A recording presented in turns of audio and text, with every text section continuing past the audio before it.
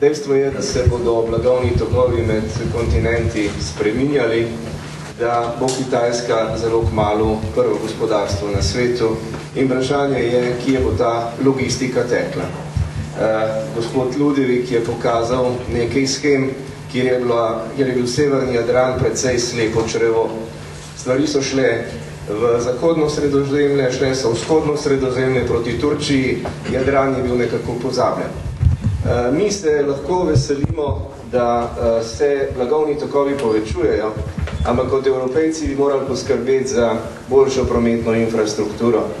Zato, gospod predsednik, bi rad upozoril, da je v evropskem proračunu, v tej finančni perspektivi, za železniško prometno infrastrukturo na voljo samo 8 milijard evrov. V 7 letih, kar pomeni, da dobro milijardo evrov imamo za vse železniške projekte na voljo evropskem proračunu v celi Evropski uniji. To ni nič. Jaz bom končal z eno mislijo, ki je zelo trda. Zato, da Slovenija ohrani in izkoristi prednosti 10. in 5. koridorja. Ni dovolj ne geografija in ne zgodovina.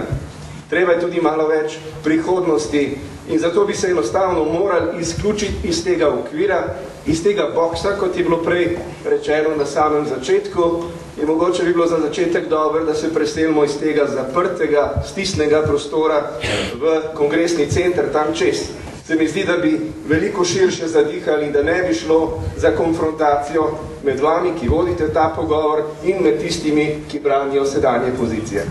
No, med drugim pa je seveda tudi relevantno vprašanje, ki se je zastavljalo v vsem tem času procesa, ko se je gospod Medorn izdatne, intenzivno vključil in tudi bil prisoten na številnih sestankih v tako Luki Koper kot Intereuropi, tudi jasno maksime enakopravne obravnave vseh delničarjev oziroma možnosti, da razpolagajo z relevantnimi podatki tudi drugi delničarji ali pa morebitni zainteresirani investitorji, strateški partnerji.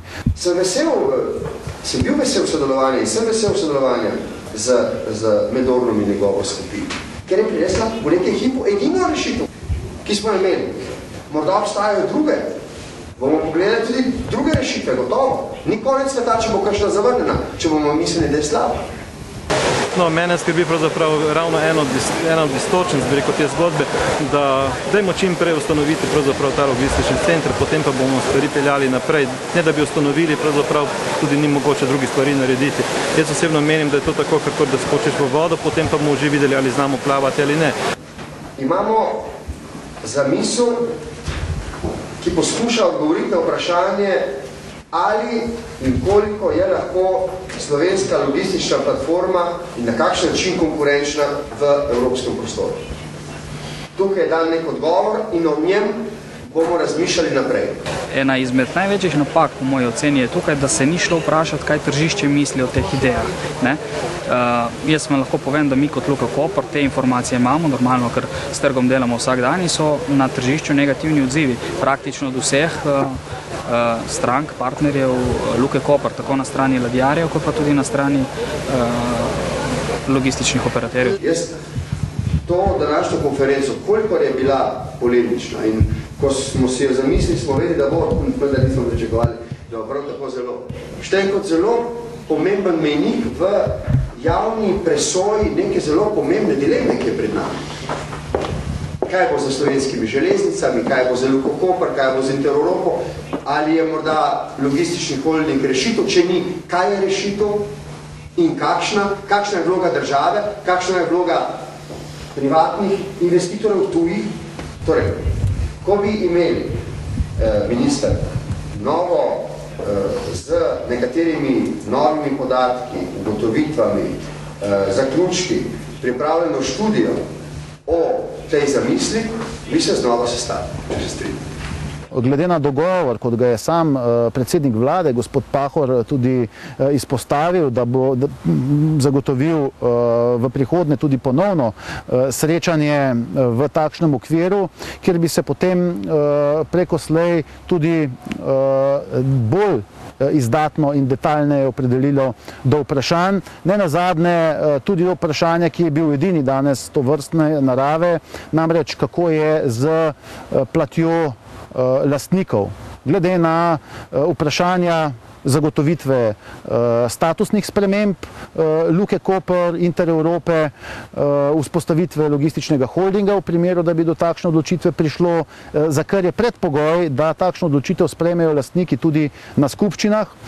In iz tega naslova seveda vprašanje, ki so relevantna, ali namerava največji delničar, torej v tem primeru Republika Slovenija, izvesti iztisnitev, na kakšen način doseči torej tisto, kar je bilo danes predstavljeno, kot da se po tej lastniški plati predvideva v primeru vzpostavitve slovenskega logističnega holdinga.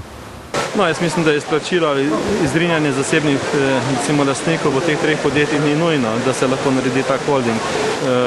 Je pa seveda zelo veliko vprašanje, ali se bodo zasebni lastniki strinjali s takimi procese.